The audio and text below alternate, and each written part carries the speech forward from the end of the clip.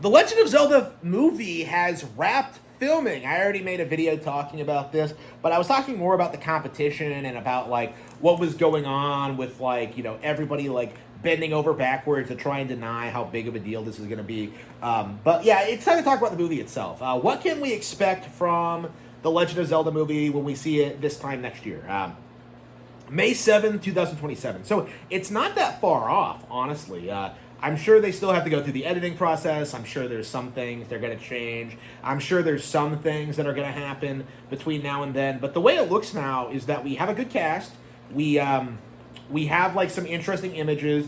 And I've kind of come out like, immediately and said that like this is going to be the moment where The Legend of Zelda surpasses Lord of the Rings in cultural relevancy. And I do think we've kind of been there for a long time because unlike Lord of the Rings, which has kind of had this like major cultural decline because of like the Tolkien estate, because of the garbage films, because of like just the people misrepresenting the brand, I think. Not only the creators, but the fans themselves. Like Zelda isn't really in that position. Where Zelda's in this position where like because of its nature, it's constantly evolving, constantly introducing new things, constantly like succeeding, constantly breaking new ground. Like it's a real mythology, unlike Lord of the Rings, where it just kind of ends after like the ring is destroyed, to the point where people even question why the Scouring of the Shire is in the book. But like Lord of the Rings just never really captured a full mythology the way Zelda has.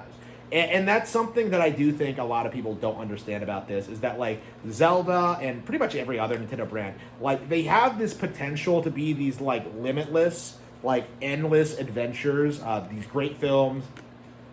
They can expand, they can do new things. Like they're not in a position with Spider-Man or whatever, like Sony is with Spider-Man, where they have to keep putting out a movie every 2 years just to keep the license, okay?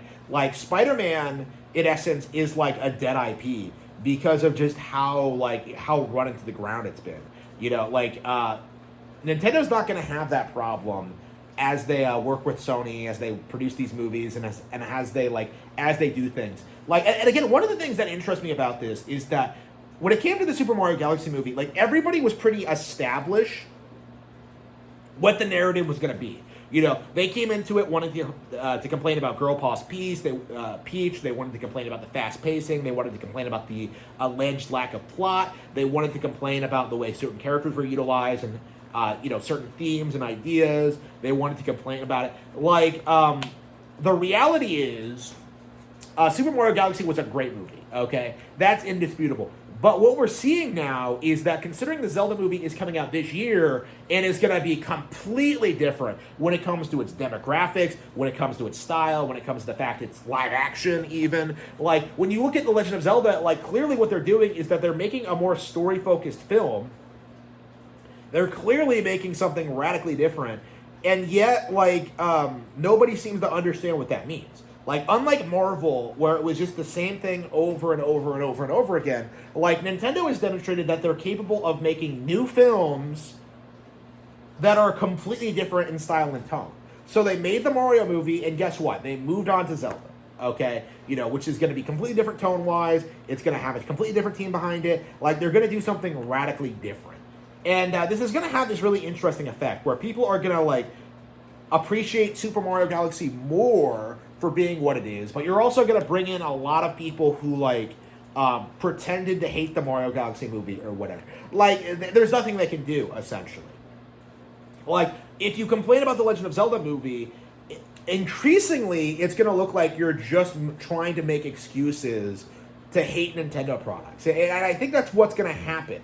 Like, if you have Angry Joe or whoever, like, coming out and being like, I didn't like this game because I didn't like this movie because it wasn't Elden Ring and it didn't have Deadpool in it. Like, what's going to happen is that people are just going to notice that no matter what Nintendo does, like, the critics are always going to rail on them. It's going to be kind of like becoming a Nintendo fan, essentially. Where you get into, like, one Nintendo franchise, are obsessed with it, play everything there is on it, and, like, eventually you start branching out into other games, or trying to.